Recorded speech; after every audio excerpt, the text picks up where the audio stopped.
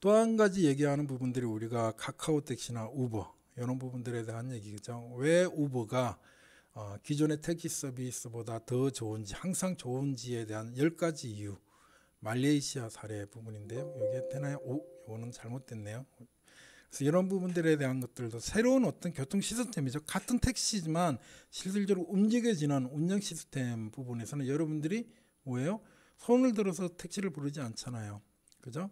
그냥 집에서 여러분들 부르면은 그게 도착할 때쯤 되면 나오시면 되는 거, 나가면 되는 거죠.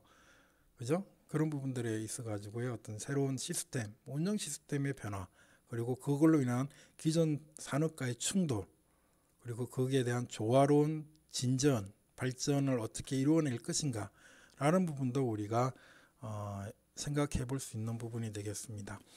그리고 이제 마이크로 모빌리티 이제 퍼스트 마일, 라스트 마일이죠. 집에서 출발해서 뭐 버스 정류장이나 철도역까지가 퍼스트 마일 약 1.6km 이내. 그리고 도착지에서 버스 정류장에서 내려서 우리가 목적지, 최종 목적지까지 가는데 라스트 마일 이동 수단으로서 우리가 마이크로 모빌리티, 뭐 전동 킥보드가 되는 부분이고요. 그것을 운영하는 공유 시스템, 이 뭐 지블리티와 같은 그런 부분들에 대한 얘기를 하고 있습니다. 이 부분에 대한 것들이 공유의 시대, 마이크로 모빌리티의 시대를 얘기하고 있는 부분에서 보게 되면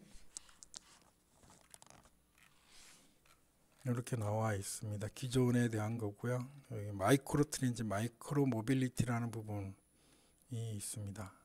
뭐 셔틀 서비스라는 거, 마이크로 트랜짓이라는 부분에 대한 것들도 있고요. 그 다음에 보면은 마이크로 모빌리티 시장에 추정된 규모 부분이 보면은 미국 같은 경우는 굉장히 많다라는 부분.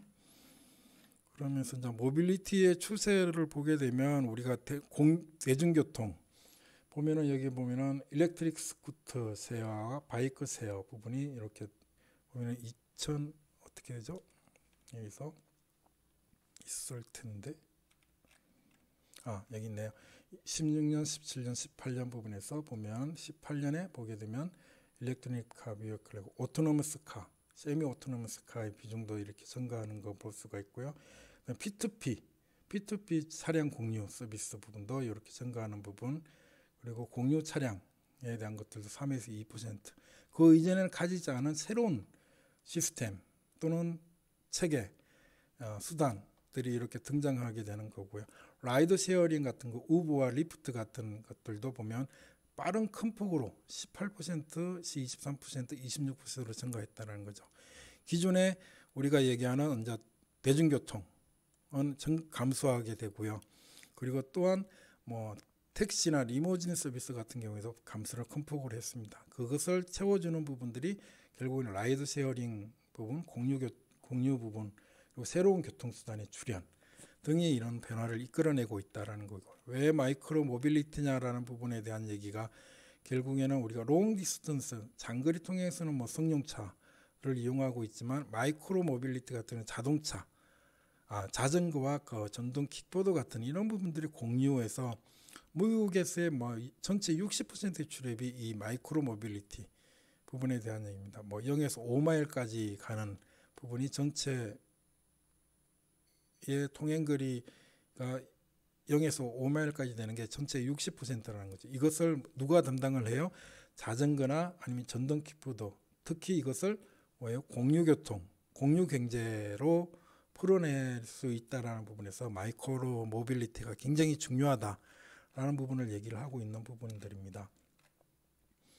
근데 현재 뭐 마이크로 모빌리티 또는 퍼스널 모빌리티에서 그 문제점이라고 보면 일단은 교통사고죠. 안전에 대한 문제는 또 상존하고 있다. 이것을 어떻게 풀어내갈 것인가라는 부분에 대한 얘기도 이제 고민을 해야 되는 시점인 것 같습니다. 그리고 이제는 교통 및 공간정보 구축과 활용 부분입니다. 우리가 아까 얘기했듯이 그런 어떤 수많은 데이터들이 여기서 보면 자동차 운행 기록 장치에서도 보면 각 제조사별로 우리가 지금 운행하고 있는 여러분들이 운행하거나 아니면 여러분들의 부모님이 운행하고 있는 부분에서 위치 정보나 이런 누적거리 그리고 정보 발생 시기가 0.01초 단위로 표기가 되어집니다. 그래서 제조사들은 그것을 가지고 실질적으로 뭐 자동차 성능 개선이나 이런 부분들을 활용하기 위해서 사용을 할 수가 있고요. 이런 기록 장치를 뭐 보험회사도 이것을 활용하고 있는 상황이고요. 그리고 뭐 교통정책을 수립하는 어떤 한국교통연구원에서도 이런 데이터들을 받아서 MOU를 맺어서 사용을 할 수 있을 정도가 되는 부분이 되겠습니다. 그거 말고도 우리가 굉장히 많은 정보가 교통소통 정보나 통제, 돌발 상황 발생 정보, 도로 상태, 그리고 기상 정보, 도로 관리, 이런 차량 금지 정보, 이런 굉장히 많은 데이터들이 실시간으로 구축되어져서 이것이 가공이 되어 가지고 교통 서비스, 다양한 교통 서비스에 전달이 되는 부분. 그래서 이런 어떤 교통 정보 구축과 활용이 굉장히 필요해지는, 그리고 이제는 거의 많이 이루어지고 있는 부분이고, 또 한 가지 부분에서는 교통사고 분석 시스템에 대한 TAS라고 그러죠. TAS, TAAS라고 해서 여러분들 도로교통공단 홈페이지 들어가면 이렇게 교통정보뿐만 아니라 교통사고 발생 정보들이, 위치 정보들이 나타납니다. 그래서 이것을 통해서 여러분들이 또 교통사고가 어디서 더 많이 나타나게 되는가라는 어떤 분석을 통해서 교통안전 대책을 또 정책을 수립을 할 수가 있는 부분들입니다. 그리고 여러분들 보게 되면 교통정보 부분에서도 보면은 차량 데이터 수집, GPS 데이터든지 이런 3초 단위의 간격으로 택시나 고속버스, 스마트폰 이용자, 승용차에서 단위를 수집을 해서 가공을 해가지고 5분 단위로 해가지고 어떤 직진, 회전이라든지 진입로 정체까지도 파악을 해서 이런 부분들을 어떻게 해요? 제공을 해주는 거죠. 포탈 지도라든지 T맵이라든지 스마트폰 내비, 그런 부분들을 가지고 제공을 해서 뭐 어떻게 해요? 뭐 가장 빠른 길, 아니면은 돌아가야 되는 길. 요즘에는 또 뭐예요? 앞으로 2시간 후에 어떤 상황이 발생할지, 교통 상황이 어떻게 변할지를 또 예측해서 여러분들 출발 시간을 미리 조정하는 그런 부분들이 T맵에도 제공을 하고 있습니다. 그래서 그런 어떤 다양한 예측 모델링까지 해서 실제 여러분들의 스마트폰에 있는 앱으로 전송이 되고, 또 PC로 전송이 되고, 또 다른 어떤 교통수단의 서비스 이용자나 운영자한테도 전달이 되어서 그것을 활용해서 보다 더 편리하고 의사결정이 보다 더 적시적으로 이루어질 수 있는 그런 것을 추진하고 있다라는 것을 알고 계시면 될 것 같습니다. 이거는 구글 자율주행 자동차의 주행화면 부분인데요. 이런 어떤 라이더를 통해서 이렇게 다 360도 대전을 통해서 보고요. 정확한 거는 10m 내외의 정확도가 있어야 된다는 겁니다. 지금은 보면은 우리가 GPS 데이터는 보통 한 1m에서 1.5m 정도의 오차 범위가 일어나요. 근데 이게 이제 자율주행 차량 움직이려고 그러면 1.1m의 오차 범위가 생각하면은 굉장히 큰 차이입니다. 그래서 아주 건수한 차이, 10cm 내외 정도의 정확도를 제공해야 되고 있다는 측면에서 우리의 어떤 노력이 지금 국토교통부에서 3차원 정밀 위치 정보 구축을 하고 있는 상황이 되겠습니다. 그래서 3차원으로 해서 10에서 20cm 이내에서 지형 지물을 식별할 수 있도록 디지털 지도에 비해서 이제 정확한 정보를 만들기 위해서 정밀 도로 지도를 만들고 있다라는 부분입니다. 그런 부분들은 이제 시범 사업을 진행해서 이루어지고 있는 상황이고요. 그다음에 크라우드 소싱 기반 또 도로 변화 감지나 탐지, 그런 어떤 3차원 정밀 위치 정보 구축이 되겠습니다. 그것이 차량으로부터 만들어질 뿐만 아니라 교통 신호에서 만들어지고요. 또는 사람의 스마트폰 정보를 가지고 보행자 정보 같은 걸 통해서 우리가 실질적으로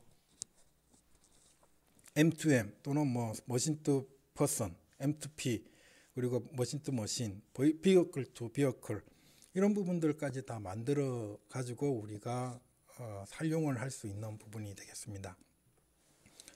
그리고 이제 도시의 공간 정보 구축에서는 이제 독일 베를린의 3차원 가상 도시 모델, 이런 부분은 이제 구글 어스를 이용해 가지고 3차원 가상 도시 모델을 이용해서 여러분들이 어떻게 돼요?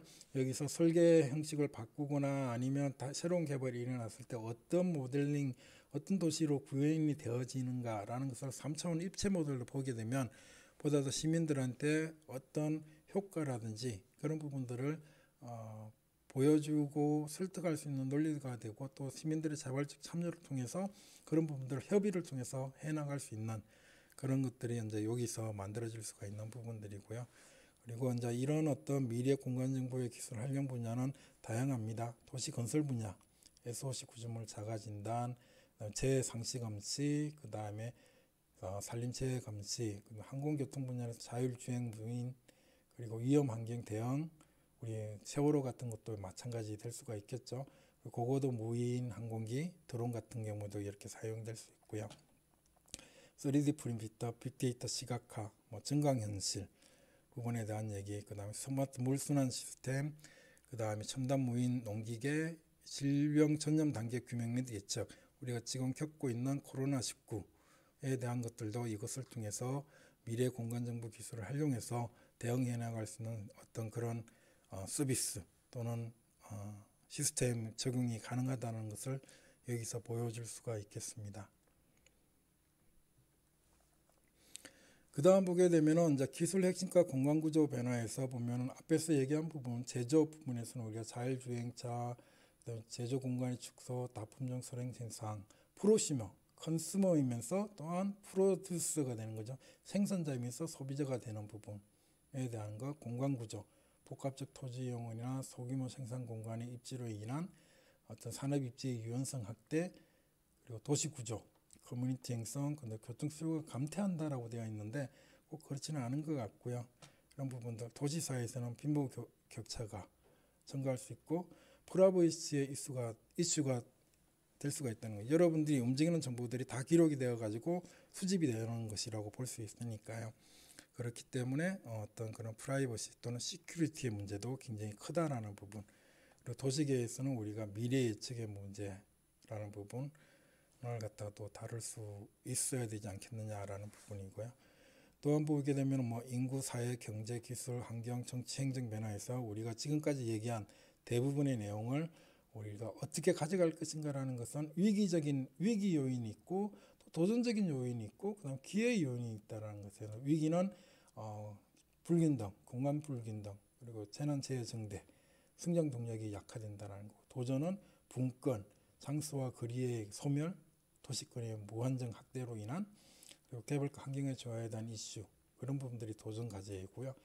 기회는 이제 우리가 새로운 기술을 통해서 해내갈 수 있는 부분이 기회다라고 이렇게 얘기를 할 수가 있는 부분들이죠. 그래서 이런 부분들에 대해서 얘기를 하고 있는 부분들이고요. 그 다음에 우리가 이 부분에 대해서 지금까지 얘기한 부분을 여기서 다시 보여주고 있고, 이거는 이제 주거 문제에 대해서 좀 더 보면은 주거 사다리 부분에 대한 얘기, 공공임대주택 확대가 필요하다라는 부분, 그리고 유효부지의 거점이 활용, 그리고 도시 규모별로 차별적으로 접근해야 된다라는 거죠. 장소 고용 기반 지역 중심의 도시 재생, 소규모 컴팩트 개발이라는 것을 통해서 도시의 무분별한 확산을 억제할 필요가 있다라는 부분들이 이제 이런 어떤 대응 과제, 정책 과제로 나타나게 되는 부분들이 되겠습니다. 그 다음에 여기에는 앞에 오른쪽에서는 얘기를 한 부분에 대한 내용이고요. 그 다음에 여기서는 보면은 각각의 미래 여건 변화를 이렇게 각각의 구조별로 여러분들하고 같이 한번 봤습니다. 그래서 이런 부분들도 한번 봐주시면 될 것 같고요. 그 다음에 여기 빅데이터를 활용해서 우리가 여기서 보면은 서울시에서 한 겁니다. 여기서 보면은 올빼미 버스 노선 수립을 하고 있는 거죠. 그래서 주로 대부분이 뭐예요? 밤늦게 새벽에 주로 대리 운전하시는 분들 위주의 어떤 그런 분들의 이용에 대한 노선버스를 이 실시간 데이터, 빅데이터를 이용해서 해가지고 수요가 많은 노선으로 만들어줄 수 있는 거죠. 이동 궤적을 알 수가 있으니까. 그래서 이런 부분들을 통해서 얘기를 하게 되고요. 이걸로 인해서 이제 각종 다양한 변화에 따라서 이제 어떻게 이제 통행 행태가 변화될 것인가라는 부분에 대한 얘기도 여기서 하고 있습니다. 그 다음에 이 부분에 대한 것들도 마찬가지 되는 부분들이고요. 자율주행 차량에서 보게 되면 승용차가 오히려 증가한다라는 거죠. 이용거리가 증가한다라는 부분. 그리고 초고속 열차가 도입됨으로써 다소 승용차의 통행거리가 줄어든다. 대중교통 이용이 증가한다라는 것을 보여주고 있고요. 연비기술이 향상되면 당연히 승용차 이용이 더욱더 증가하게 되겠죠. 그래서 거리가 증가한다라는 것을 보여주고 있고요. 재택근무가 활성화된다라고 했을 때 보게 되면 실질적으로 승용차 통행거리가 다소 줄어들고 대중교통은 오히려 증가하게 되는 그런 패턴을 보이고 있습니다. 그리고 공유 차량이 활성화될 경우에 승용차 이용이 증가한다는 것을 보여주는 부분이 되겠습니다. 그래서 이런 부분들을 가지고 이제 실질적인 교통정책 패러다임 부분에서는 운영 효율화, 형평성 제고, 지역 간 서비스 활성화, 공유교통, 민간 중심으로 재원 활용을 해야 된다는 부분이고, 수단 간 경쟁이 아니라 조화로운 것 그리고 활동 기반으로 가야 된다. 그래서 우리가 가져왔던 교통 시스템의 다양화라는 오늘날 시대 또는 가까운 미래에서는 우리가 뭐예요? 쾌적성 강화 그리고 교통의 공공성 유지를 제고할 수 있는 부분, 형평성을 제고할 수 있는 그런 부분들에 대한 정책 이슈가 더욱더 중요할 수밖에 없다라는 것을 얘기할 수 있겠습니다.